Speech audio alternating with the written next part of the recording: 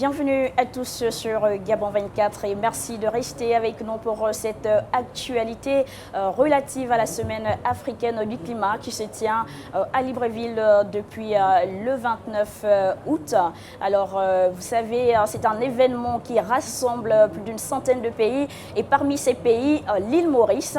Et nous avons donc le privilège de recevoir sur le plateau de Gabon 24 le ministre mauricien de l'Environnement et de l'Aménagement des gestions de déchets solides, Monsieur Kavidas Ramano. Monsieur le ministre, bienvenue sur le plateau de Gabon 24. Merci. Alors, réputée pour ses plages paradisiaques, l'île Maurice subit de plein fouet les effets des conséquences du réchauffement climatique. Ses côtes sont victimes d'érosion et ne cessent de reculer. Comment protégez-vous ces côtes? C'est vrai de dire que l'île Maurice fait partie des destinations touristiques les plus prisées au monde. Et nous, dans la situation pré-Covid, nous étions dans une situation où nous pouvions recevoir environ 1,3 million de touristes pour une population semblable. Donc c'est pour vous dire qu'effectivement, face aux aléas du changement climatique, nous avons cette responsabilité de prendre des mesures importantes pour la protection de nos côtes. Donc là, je dois vous dire que selon le World Risk Report, Maurice a été classé parmi les 50 pays au monde qui sont les plus à risque en ce qui concerne les aléas du changement climatique. Dans certaines régions du pays, nous avons malheureusement perdu quelques mètres de plage. Et là, si la tendance persiste, il y a pas mal de régions du pays où nous allons subir de plein fouet les aléas du changement climatique. Alors, Monsieur le ministre, justement, face à ces aléas du changement climatique, quelles solutions mettez-vous en œuvre justement pour faire face à cela? Donc, comme tous les pays, selon l'accord de Paris qui a été signé en 2016, l'accord a été voté en 2015. Je dois dire que Maurice a été parmi les premiers pays à être signataire de l'accord de Paris. Nous étions dans l'obligation de soumettre notre NDCs. Et là, nous sommes venus de l'avant avec une série de mesures en ce qui concerne l'adaptation et aussi l'atténuation. Et là, je dois dire qu'en ce qui concerne l'adaptation et aussi l'atténuation, nous avons préconisé un budget d'environ 6,5 milliards de roupies. Et de ces 6,5 milliards de roupies, il y a environ 2,5 milliards de roupies seront garantis par le gouvernement mauricien, aussi par le secteur privé mauricien. Et la différence, nous dépendons des friendly countries et aussi des donor agencies pour que nous puissions mener à bien nos plans en ce qui concerne l'adaptation et aussi l'atténuation.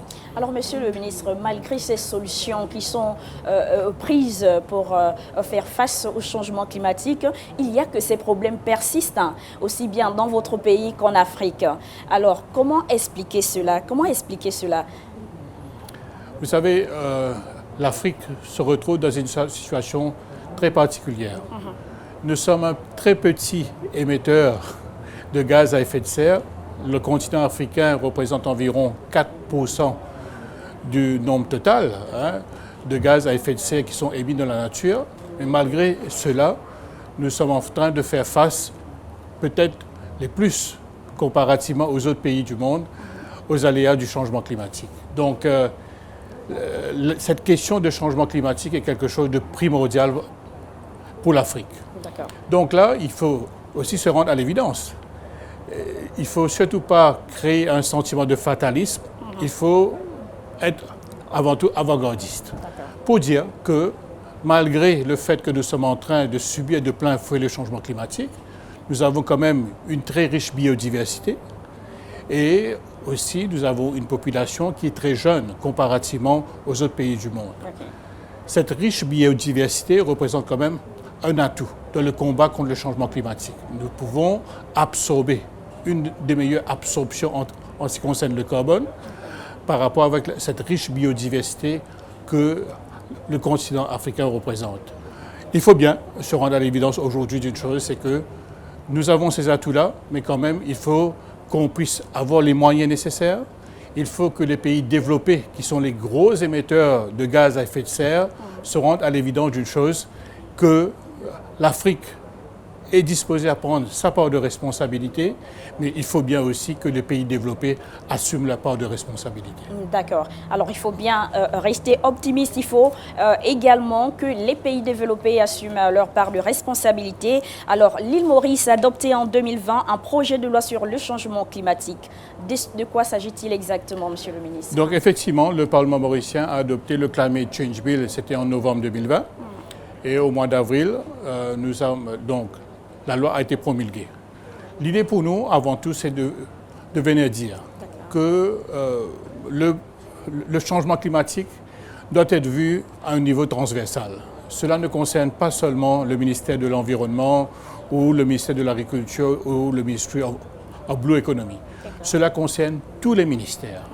Les effets du changement climatique concernent la femme, concernent les jeunes, concernent la culture, concernent la civilisation même. Donc il faut qu'on se rende à l'évidence d'une chose. À travers le Climate Change Bill, une des particularités de cette loi, c'est qu'il y a un comité interministériel qui est présidé par le Premier ministre. Le Premier ministre s'assure chaque année à ce que chaque ministère, chaque ministre vienne de l'avant pour démontrer quelles sont les mesures qui ont été prises au niveau de chaque ministère, au niveau de leur stratégie, au niveau de leur plan d'action, et qui soient en conformité de notre politique de lutte contre le changement climatique. Donc, je dois vous dire que là, nous sommes en train de prendre les taureaux par les crânes et qu'il faut absolument qu'on puisse prendre toutes les dispositions nécessaires. Il y a l'état d'urgence climatique à travers le monde et l'île Maurice ne peut rester les bras croisés. Alors on parle de changement climatique et votre pays subit, je le disais à l'entame, les risques de ce changement climatique. Alors vous, en prenant part à cette semaine africaine du climat, qu'entendez-vous? Quelles sont vos attentes? Il faut que l'Afrique puisse parler d'une seule voix. D'accord. C'est sûr que chaque pays a sa propre particularité, mais quand même, nous avons des préoccupations qui sont semblables dans pas mal de pays. Là, je parle en ce qui concerne la hausse de la température, en ce qui concerne la hausse, en ce qui concerne les niveaux de la mer, l'infiltration de l'eau salée, la perte de la biodiversité. C'est un problème commun, ce sont des problèmes communs qui sont applicables pour tous les pays d'Afrique. Donc là, bon, bien sûr, c'est vrai de dire que les retombées de COP26 ont été plutôt timides, mais du fait que COP27 aura lieu sur terre africaine, il faut absolument que l'Afrique puisse parler d'une seule voix et venir de l'avant avec ses préoccupations. D'accord. Alors, on parle souvent de facilité 2050. Qu'entend-on par là? Là, la facilité 2050, c'est une initiative du gouvernement français qui est venue de l'avant avec un plan d'aide. Et là, je dois dire, bien sûr, que nous sommes très reconnaissants vis-à-vis du gouvernement français pour être venu de l'avant avec cette initiative de 2050. Et je dois dire qu'il y a deux secteurs principaux qui ont été considérés, qui sont les plus gros émetteurs de gaz à effet de serre, le secteur de l'énergie et le secteur du transport. Au niveau du gouvernement mauricien, nous avons prévu que nous allons diminuer notre émission de gaz à effet de serre de 40% d'ici 2030. Notre énergie mix sera, donc, en ce qui concerne l'énergie renouvelable, donc nous pensons atteindre les 60% d'ici 2030.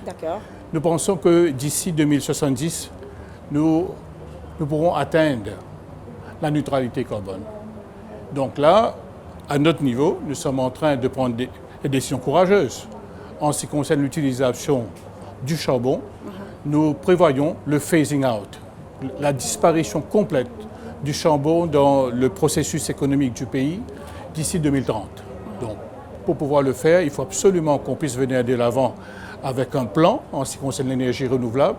Je dois vous dire qu'à notre niveau, que ce soit au niveau du ministère de l'Énergie, du ministère de l'Environnement ou du gouvernement mauricien dans son ensemble, nous sommes en train de prendre toutes les dispositions nécessaires pour que nous puissions respecter nos engagements. Donc là, autre secteur qui est un gros émetteur de gaz à effet de serre, c'est le secteur du transport. Donc là aussi, nous sommes en train d'introduire au maximum il y a pas mal d'incitatifs fiscaux qui ont été prévus par le ministère des Finances pour encourager les Mauriciens à acheter des voitures électriques. Il y a aussi les voitures de masse, les transports de masse, les bus, le métro express qui ont été introduits. Et là aussi, nous sommes en train de diminuer notre dépendance en ce qui concerne l'énergie fossile et aussi le charbon. Alors, ce sont des très belles propositions, Monsieur le ministre.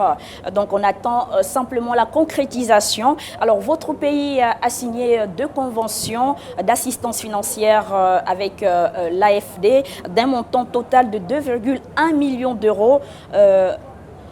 Comment cet argent est-il utilisé, Monsieur le ministre? Donc, vous avez parfaitement raison de dire. Oui. La facilité 2050 comprend l'élaboration d'une stratégie de long terme pour assurer la cohérence entre les objectifs et la contribution déterminée au niveau national.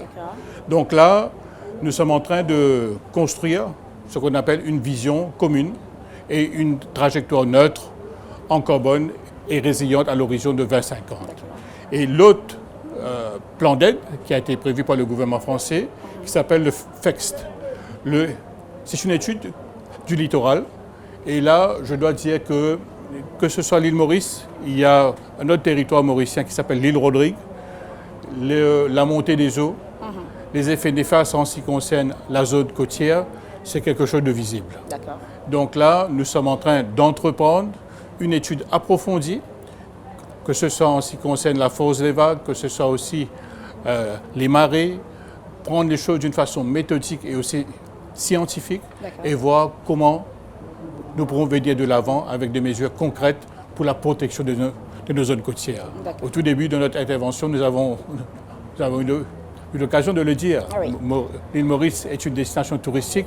Il faut donc la venue des touristes représente une des plus grosses entrées en devises étrangères pour le pays. Donc, vous pouvez imaginer, avec la COVID-19, l'île Maurice en tant que destination touristique a beaucoup souffert.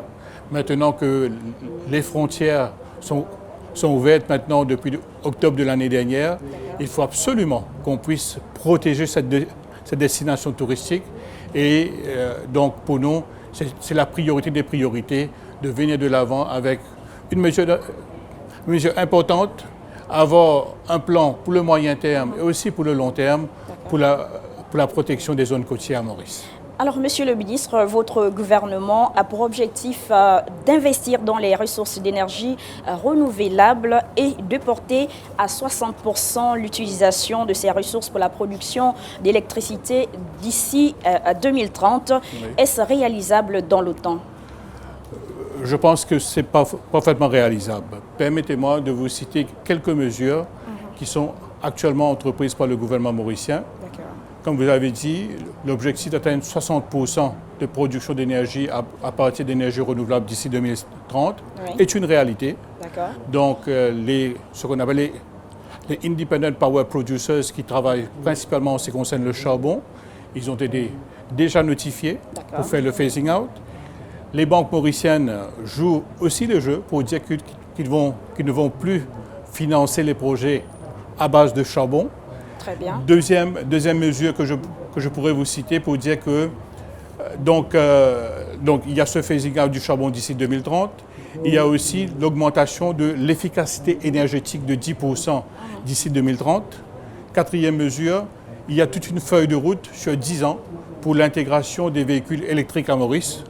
Et aussi, il y a cette feuille de route pour la gestion des déchets solides.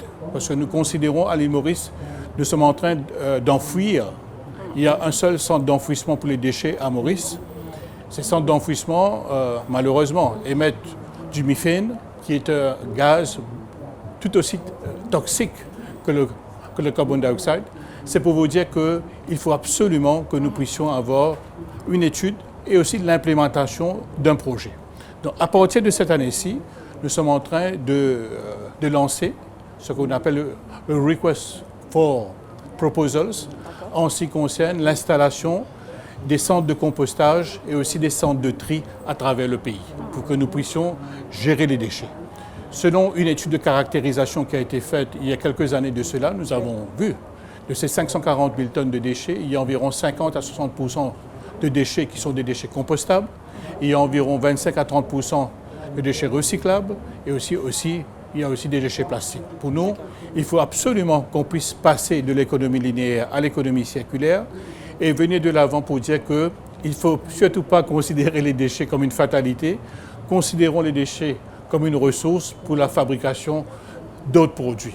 Donc pour nous, à notre niveau, nous considérons que ce passage de l'économie linéaire à l'économie circulaire fait partie intégrante de notre engagement au niveau national. Et que cet engagement sera réalisable dans les temps. C'est ça, Monsieur le ministre? Je dois vous dire que ce ne sont pas seulement des promesses, ce n'est pas seulement un programme pour le futur. Ce sont des projets qui sont déjà dans une phase de réalisation dans le pays. D'accord. Alors l'île Maurice avait pris part à la COP 26 dans le groupe des négociateurs africains. Quel rôle votre pays a concrètement joué? Nous sommes là avant tout parce que, c'est vrai, Maurice fait partie des petits États insulaires en développement et nous faisons partie aussi, bien sûr, du continent africain. Donc, lorsque nous faisons nos représentations se font à ces deux niveaux-là principalement. Il y a des plateformes de négociation et nous adhérons parfaitement à ces plateformes de négociation. Et pour nous avons été partie prenante en ce qui concerne toutes les mesures d'adaptation, toute cette question de loss and damages dont les pays africains sont très à cheval. Parce que nous n'avons pas de compromis à faire en ce qui concerne cette question de loss and damages. Donc, au niveau de l'île Maurice, nous sommes en train de nous adhérer complètement avec la revendication qui existe au niveau du continent africain, aussi au niveau des petits États insulaires en ce qui concerne le loss and damages. En ce qui concerne l'engagement qui a été pris par les pays développés pour que la hausse de la température ne dépasse pas les 1,5 degrés centigrades, nous sommes en train, tout comme les pays africains, nos amis africains, nos frères africains, c'est de veiller au grain à ce que les pays développés respectent avant tout leurs engagements en ce qui concerne le non-dépassement des 1,5 degrés centigrades. Alors, Monsieur le ministre, à combien s'élèvent actuellement les besoins en matière de financement climatique de votre pays? Donc, selon le Nationally Determined Contribution que nous avons soumis au UNFCCC, c'était en octobre de l'année dernière, nous avons chiffré à 6,5 milliards de dollars d'ici 2030. Nous sommes totalement conscients que cela représente un gros chiffre pour l'économie mauricienne. Donc il y a environ 2,5 milliards de dollars qui sont garantis par le gouvernement mauricien et aussi par le secteur privé mauricien. La différence, nous comptons bien sûr avec le financement des pays amis, les donor agencies, aussi les plans d'aide qui existent à travers le monde, les fonds qui existent, les fonds climat qui existent à travers le monde pour que nous puissions bénéficier des subventions nécessaires pour que nous puissions mener à bien nos mesures, que ce soit en ce qui concerne l'adaptation et aussi la mitigation. Alors, avez-vous déjà à ce jour reçu ces financements d'aide sur la lutte contre les changements climatiques? Si oui, combien? Et il en reste combien également? Le gros du problème en ce qui concerne le financement, cela ne s'applique pas seulement pour Maurice, cela s'applique pour beaucoup de pays qui sont en voie de développement. Oui. C'est la préparation des dossiers pour que nous puissions négocier le financement nécessaire. Donc c'est dans cette optique que le Commonwealth Climate Access Hub a désigné quelqu'un, un conseiller financier pour le pays à Maurice, pour que nous puissions préparer notre dossier, pour que ce soit très bien ficelé, pour que nous puissions négocier comme il se doit les plans d'aide en ce qui concerne les mesures d'adaptation et aussi de mitigation. Je dois dire que nous sommes en train de travailler en étroite collaboration avec ces conseillers et nous sommes très conscients que dans les prochaines semaines, nous serons prêts avec les demandes de financement, avec des dossiers très bien ficelés. D'accord. Alors, selon certaines études, à l'île Maurice, les autorités craignent la disparition de toutes les plages dans 50 ans, car le niveau de la mer augmente dangereusement. Que compte faire le gouvernement mauricien pour protéger ces populations? Le gouvernement mauricien, malgré ses peu de moyens, est en train d'investir massivement dans la protection de la zone côtière à Maurice. Là, pendant les dernières années, nous avons entrepris des travaux d'envergure sur une distance d'environ 15 à 20 km. D'accord. Comme je vous l'ai dit, il y a certaines régions du pays où nous avons constaté une hausse en ce qui concerne le niveau de la mer, qui a dépassé la norme mondiale. La hausse de la température a dépassé la norme mondiale. C'est pour vous dire que, oui, de par sa topographie, de par sa situation géographique, l'île Maurice est considérée comme étant dans une zone dangereuse en ce qui concerne le changement climatique. Donc, à notre niveau, nous sommes en train de prendre toutes les dispositions nécessaires au niveau du gouvernement mauricien. Le gouvernement mauricien investit déjà massivement en ce qui concerne les projets d'infrastructure.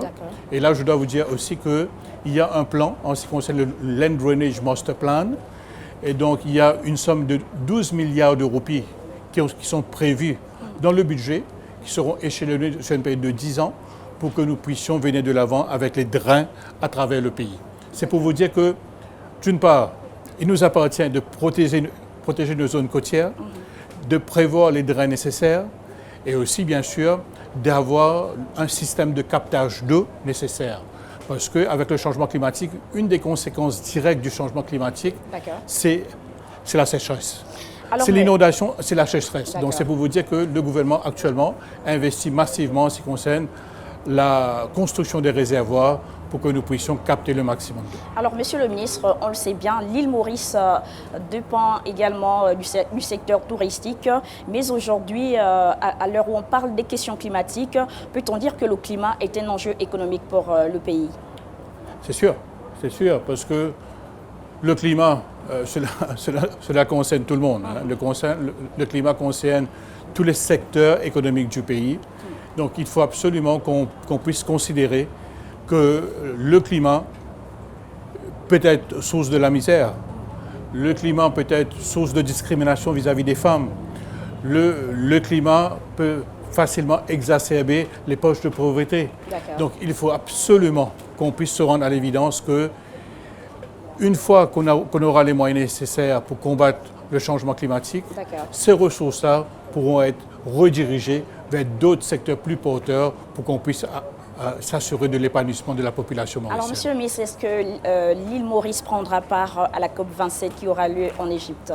Bien sûr. Qu'est-ce que vous allez proposer comme Bien sûr, nous serons partie prenante. Nous serons partie prenante de la COP27 qui aura lieu en terre africaine. Et donc, nous, à notre niveau, nous allons faire entendre notre voix à travers la plateforme africaine. Donc, d'où notre présence ici au Gabon pour réitérer notre engagement vis-à-vis de l'Afrique pour que notre voix soit entendue comme une seule voix au niveau de la COP27, comme la voix de l'Afrique et aussi la voix des petits États insulaires en développement. Donc, à notre niveau, nous serons partie prenante à la COP27 et il faut absolument qu'on puisse se rendre à l'évidence d'une chose. Lutter contre le changement climatique, c'est une question de moyens. Il faut absolument que les pays en voie de développement, que les pays développés, que tout un chacun, nous puissions assumer nos responsabilités. Voilà qui est dit et c'est donc par ces propos que nous reformons cet entretien spécial donc dédié à la semaine africaine du climat qui se tient ici à Libreville. Merci Monsieur le ministre d'être passé sur le plateau de Gabon 24. Ça a été un plaisir pour nous de vous recevoir. Voilà, donc chers téléspectateurs, merci. Je recevais donc sur ce plateau Monsieur Kavidas Kamano. Il est ministre mauricien de l'environnement et de l'aménagement des gestions et des déchets solides. Merci, restez avec nous. L'actualité se poursuit sur notre chaîne. Merci.